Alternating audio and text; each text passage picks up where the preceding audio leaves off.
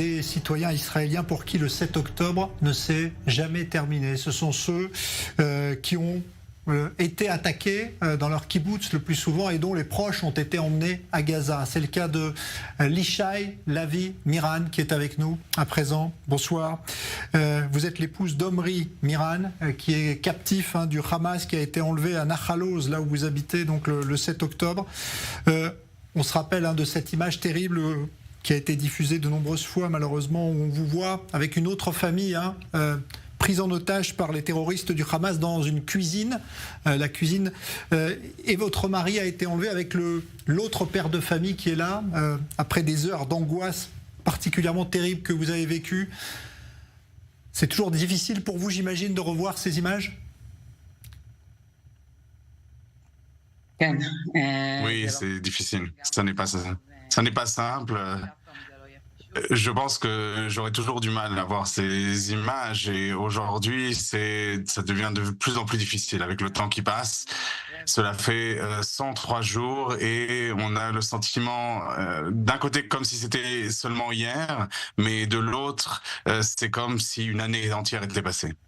Alors, vous êtes évidemment sans nouvelles, j'imagine, de votre mari depuis qu'il a été emmené à Gaza. D'ailleurs, vous auriez dû, je crois, vous-même aussi être emmené. Vous avez in extremis été laissé par les terroristes.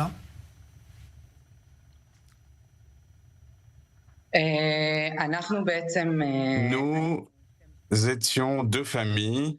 Nous avons été détenus pendant 4 heures. Et à la fin de ces 4 heures, nous ne savons pas, aussi bien Gali, la mère de l'autre famille et moi-même, nous ne savons pas comment c'est arrivé, mais Omri et Tzachi ont été enlevés et nous, on nous a laissés avec les enfants à Niroz. Nous ne savions pas ce qui allait se passer et on a attendu 4 heures supplémentaires.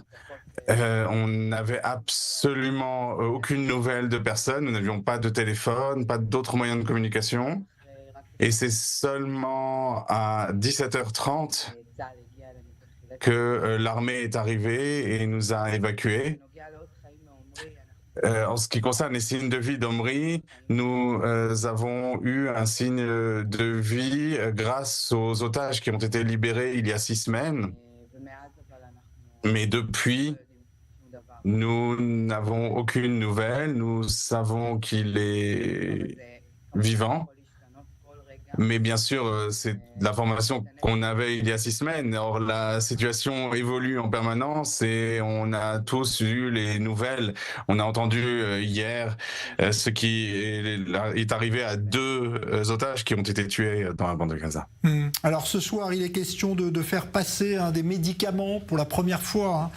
Grâce à une médiation internationale, des médicaments sont transférés aux otages qui en ont besoin.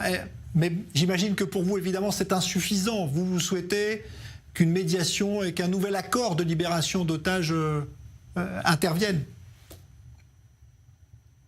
Je vais commencer par dire à propos de ces médicaments que ces médicaments qui seront transférés, d'abord nous voulons avoir des preuves, nous les familles, que les médicaments sont bien arrivés aux otages. Nous ne savons pas si tous les otages auront leurs médicaments, puisqu'on s'est basé sur des ordonnances qui étaient vraies il y a plus de 3 mois. Il y a plus de 100 jours, donc, pour des gens qui avaient des maladies chroniques. Mais les gens qui sont détenus et qui ne voient pas le soleil, qui sont souvent dans des tunnels, ils n'ont pas d'air ni de lumière, on peut imaginer quel est leur état de santé. Donc, en fait, on ne sait pas vraiment si tout le monde va avoir les médicaments nécessaires parce qu'on ne connaît pas vraiment l'état médical de chacun des otages. Et bien entendu que ces médicaments, ça n'est pas satisfaisant. Omri est un civil. Il y a des civils qui ont été pris de leur maison. Vous avez vu qu'Omri a été pris en caleçon et en t-shirt. On l'a emmené alors qu'il était chez lui. C'est un civil et il doit rentrer. Il est obligé d'entrer. Ils doivent tous rentrer. et il faut tout faire pour parvenir à un accord, reprendre les négociations jusqu'à ce que tous les otages rentrent chez eux. Ouais. Aujourd'hui, quand vous entendez que le gouvernement israélien dit la pression militaire est la seule qui permettra de faire revenir les otages et que la guerre doit aller jusqu'à son terme, ça vous inquiète ou vous comprenez cette position? J'ai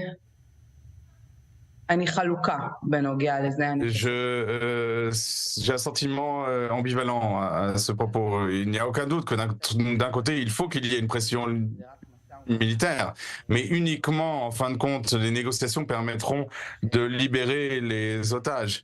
Et c'est quelque chose qui doit venir de tous les côtés. En tout cas, d'après ce que nous savons aujourd'hui, de l'autre côté, on n'a personne et les autres ne sont pas invités. Ils ne veulent pas les ramener. Merci beaucoup d'avoir été avec nous, Lishaï, Lavi, Miran.